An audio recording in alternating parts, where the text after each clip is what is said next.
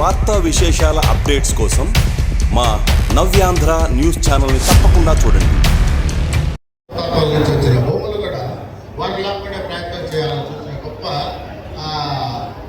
నైతిక ఆలోచనలతో తీసుకున్న చర్య గత ప్రభుత్వం. అటువంటి ఘోరమైన చర్యల నుంచి మనం తప్పించుకోవడం జరిగింది. మన నాయకుడు చంద్రబాబు నాయుడు గారు మనం గెలిపించుకోవడం జరిగింది.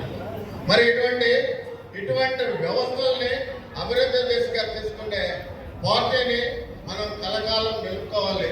ఇదే పార్టీ పునరంకితం కావాలి. మళ్ళీ ఎలక్షన్స్లో రావాలంటే మిత్రులారా, కొద్ది రోజుల్లో గత 3-4 నెలలలో మనకు స్థానిక బాడీ ఎలక్షన్స్ వస్తున్నాయి. చాలా ఇంపార్టెంట్. అసెంబ్లీ ఎలక్షన్స్ ఎలానో, పార్లమెంట్ ఎలక్షన్స్ ఎలానో, మనకు స్థానికంగా లోకల్ బాడీస్ ఎలక్షన్స్ గుండెకాయ లాంటిది మనకి. అటువంటి ఎలక్షన్స్లో మనము వర్గ భేదాలు, కుల భేదాలు, మత భేదాలు ఇంకొకటి లేకుండా మనం అందరం బ్లడ్లో ఒకటే తెలుగుదేశం ఇదే నమ్ముకొని మన పార్టీ అభ్యర్థుల్ని అందరినీ గెలిపించుకొని మనము అండగా పార్టీకి నిలబడాలి. అదే మనం ఇచ్చే రిటర్న్ గిఫ్ట్ పార్టీకి.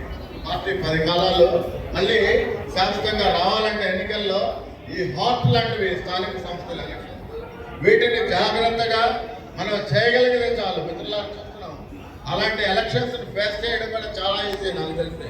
ఎందుకంటే గత పార్టీ వ్యక్తులకి అధికారంలో ఉంటేనే వాళ్ళు చలామణి అవుతారు, అధికారం లేకపోతే పరారైపోయినారు. ఇప్పుడు ఎక్కడే కానీ కనపడే మార్గం లేదు. కానీ దీనికి కారణం మనమందరం మన స్థాయి పద్ధతి, మన సంఖ్య పద్ధతి, మన యూనిటీ పద్ధతి, మన ఐకమత్యం పద్ధతి.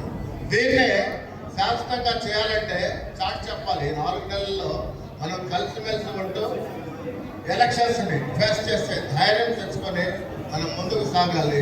దీన్ని చేజారకుండా ప్రతి ఒక్కరు కూడా మనమందరం దృష్టిలో పెట్టుకునే.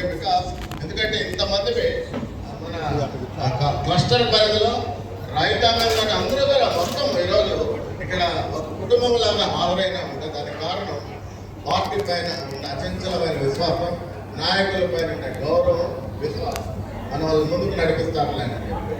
సో ఆ విశ్వాసాన్ని ఒమ్ము చేయకుండా మనమందరం రాబోయే ఎలక్షన్స్లో కలిసికట్టుగా విజయం సాధించాలని ప్రతి ఒక్కరిని కోరుతూ ఈ సందర్భంగా 2వ రోజు మహానాడుకు వచ్చేసిన అందరికీ కూడా పేరున ధన్యవాదాలు తెలియజేస్తున్నాను.